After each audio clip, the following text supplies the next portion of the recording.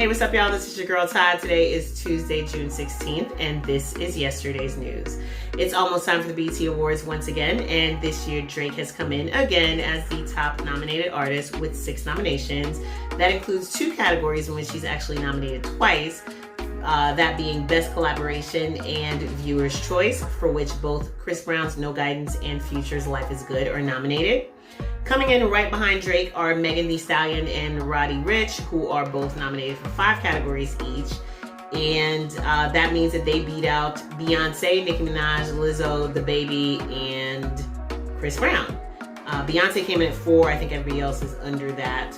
So kudos to Meg and Roddy Ricch. And I also think that one of Beyonce's nominations is for Meg's song Savage for the remix. Why do I think and not know? You guys, because there's like 700,000 categories for the BET Awards, and I'm about to read all of them for you guys when you guys could go to BET.com and find the whole thing. I will tell you that there is a new BET Her Award for which Alicia Keys, Beyonce, Ciara, Leighton Green, Lizzo, and Rhapsody are all nominated. And in each of the music categories, it kind of makes you look at it and wonder why we still need the hip hop awards, because half of the nominations are all hip hop artists. But, you know, I'm sure BET and them know what they're doing.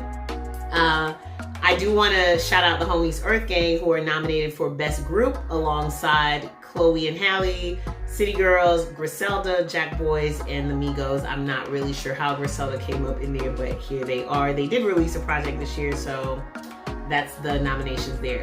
Again, you can find the full list of nominees on BET.com. This show is the 20th anniversary of the BET Awards and the 40th anniversary of BET, which is why, like I told you guys a couple weeks ago, they chose not to postpone it this year. And the show will air on June 28th at 8 p.m. on all Viacom CBS networks, which this year, for the very first time, will actually include CBS as well. So you don't even need cable to watch BET Awards this year. The 2021 Oscars, on the other hand, have officially been pushed back as a result, of course, of the ongoing fallout of the coronavirus pandemic. The awards were originally scheduled to take place on February 28th, and they have now been pushed back by 2 months, so they will happen on April 25th of 2021. The Academy President David Rubin and CEO Don Hudson said in a statement that they're hoping that by pushing back the date of the awards, which extends the date of eligibility, that will give filmmakers the, quote, flexibility they need to finish and release their films without being penalized for something that nobody had any control over. So again, this year's Oscars happening in April instead of February to allow films a little bit longer to be eligible, since so many productions were cut short earlier this year.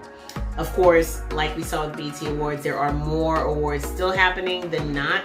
Even though BET is not doing a virtual show, they're doing an actual live show with no audience, if I'm not mistaken. On the virtual side of things, though, HBO just announced a 10-day long Pride celebration on their website, Human by Orientation. So if you look at those letters, it still says HBO. That's a platform that they created to help the community celebrate their proudest and queerest selves, according to a statement. This will consist, so the 10-day long Pride event that they're doing is going to consist of daily virtual events, including a brunch hosted by Shangela. There's going to be a dance class, there's a queer comedy night, and there are musical performances by Janelle Monáe, Todrick Hall, and each day there's actually a drag queen story hour. So that's happening between Thursday, June 18th, which is this Thursday, and Sunday, June 28th. And Janelle Monáe's concert on the 28th is actually going to be the last event for this special. Variety Magazine is also hosting a virtual TV fest that's happening between June 23rd and 25th. And that's going to feature conversations and panels with stars and creators and writers from across the TV world, including Ava DuVernay and Kerry Washington. Each night, they're also doing a chat called A Night in the Writer's Room, which is specifically focused on writers for variety shows. So on that Tuesday, so next Tuesday, it's going to be the comedy panel. On Wednesday is the drama panel. And on Thursday is the limited series / movie panel. And that's going to include the panelists include Issa Rae, as well as writers behind the shows Dave, Blackish, Dead to Me, Better Call Saul, Ozarks, Westworld, and Watchmen, and a lot more. They have Watchmen in the limited series category. Not feeling that. I think they're trying to tell us something. Damn you, COVID. And this Thursday, so the day after tomorrow, Katy Perry and Black Eyed Peas are going to co-headline the Rock the Votes Democracy Summer 2020 event. It's going to be a live stream that's hosted by Rosario Dawson and Logan Browning.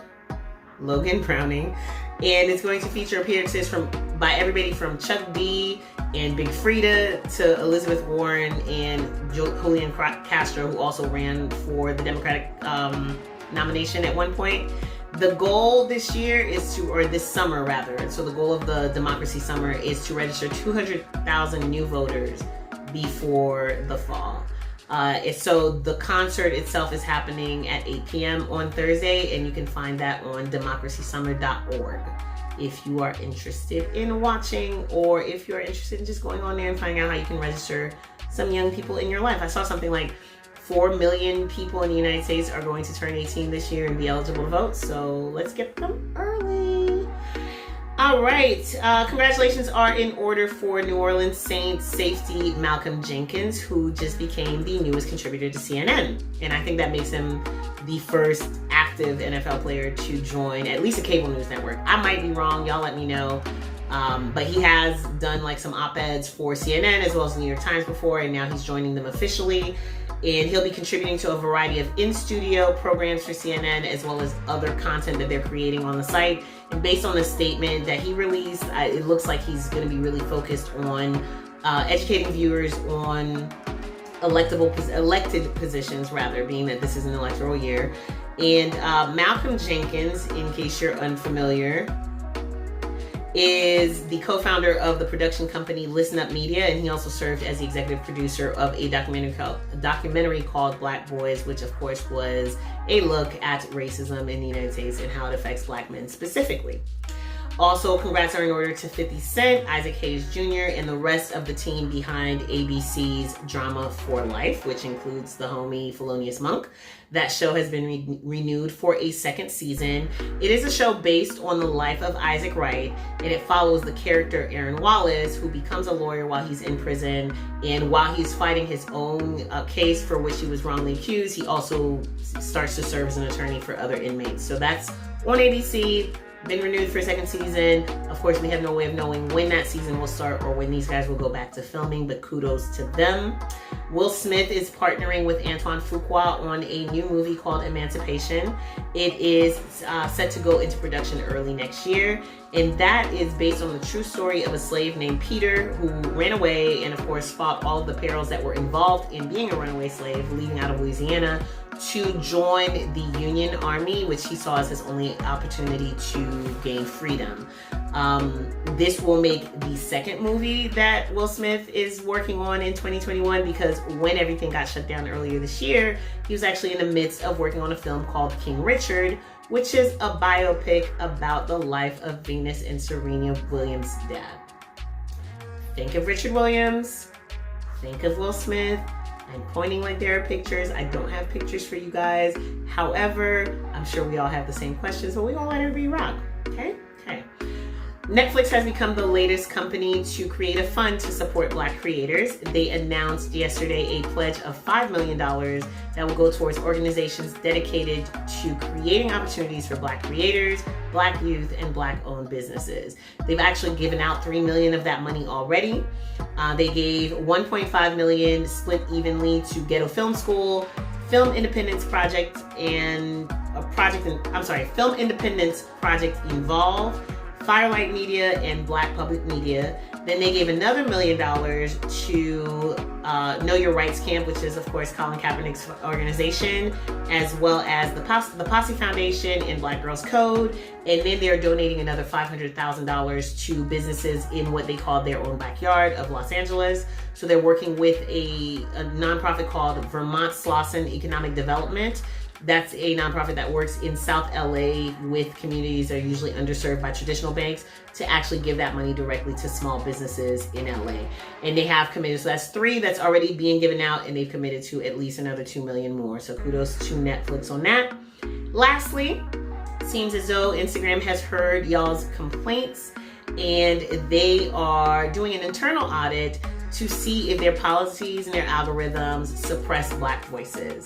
It's really an initiative that they're doing to look at how all communities are affected differently, but according to top executive Adam Mosseri, they're going to start with Black creators, Black users first, and they'll be looking specifically at 4 areas, which is harassment, account verification. They're trying to be more inclusive with which accounts are verified, distribution, meaning what stories and what posts are seen on the explore pages and on the hashtag pages, as well as the algorithmic bias. So they're looking at all those things. Once they're done with kind of the audit of Black users, and they'll move on to other underserved communities. They're expecting this to be a process that goes on for a couple of months, and they will be updating users throughout that time. So you want to check out their blog or maybe follow the Instagram page directly for updates on that. At the same time, the company announced on Monday that they've added a donate button to your stories. You guys may have noticed this already. I haven't been on stories yesterday, so I didn't. And basically that button allows a pull-up that says Act for Racial Justice, and it gives you a section highlighting the ACLU, the Bail Project, Equal Justice Initiative, and the Innocence Project, as well as the Marshall Project. So y'all can add that to your stories moving forward. That's gonna do it for me today. I thank you so much for watching all the way through, because I know you did. Share, comment, like, DM me your feedback, DM me your news. Like, I'm gonna get to the bottom of this Young Buck thing for you guys. And if you don't know what I'm talking about, then come back tomorrow for today's news.